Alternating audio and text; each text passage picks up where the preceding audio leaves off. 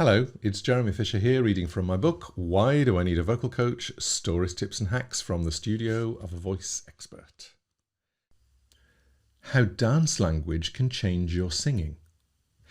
I work with many dancers who sing and singers who dance. The triple threat in musical theatre, actor, singer, dancer, is fast becoming the norm. My client this morning is a triple threat who thinks in dance terms. She's a dancer through and through. So how could I, as a vocal coach, tap into a dancer's wide and deep knowledge of their craft? In today's lesson, I set my client a challenge to sing the first 16 bars of 4 songs, one after another, and to hit the ground running. Her task was to find the storyline, emotion, and mood of each character in the first bar. Things were going quite well, and she was producing good performances, but I felt I could get something stronger from her. The audition technique. In my answers on a postcard technique, the singer chooses a phrase that she can use mentally at the beginning of the song to get her straight into character. See Webinar 5, Exams, Auditions and Competitions for how this works. My client has just been telling me about a TV series she was in charting the history of dance, so I decided to extend the technique. I suggested that she think of the characteristics of different dance styles to incorporate them into her performance. The song was Stop and See Me from Weird Romance, and the style I suggested to bring to the song mentally was hip-hop.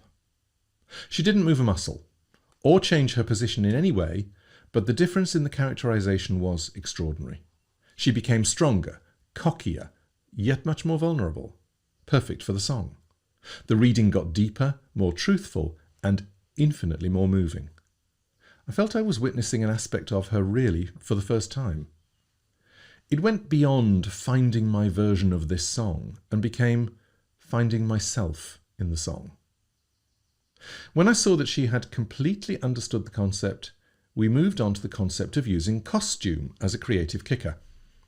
Gorgeous, from The Apple Tree, is a Cinderella song about a young woman who sees herself in beautiful clothes for the first time. We started with imagining her in the My Fair Lady ascot costume, but the song also needs a more earthy sense of humour. So we kept the scenario and added Miranda Hart in a wedding dress. If you haven't seen the Miranda BBC comedy series, check it out. Someday, from The Wedding Singer, became a number from Grease with bobby socks, a dirndl skirt, and a vision of teen angel.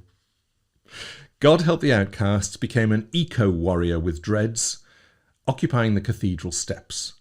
This actually happened at St Paul's Cathedral recently, although I'm not sure they sang numbers from Notre Dame.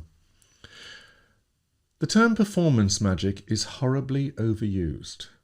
But when you see someone transform for the first time into a totally different character in songs they've known and sung for years, there's no other phrase that fits.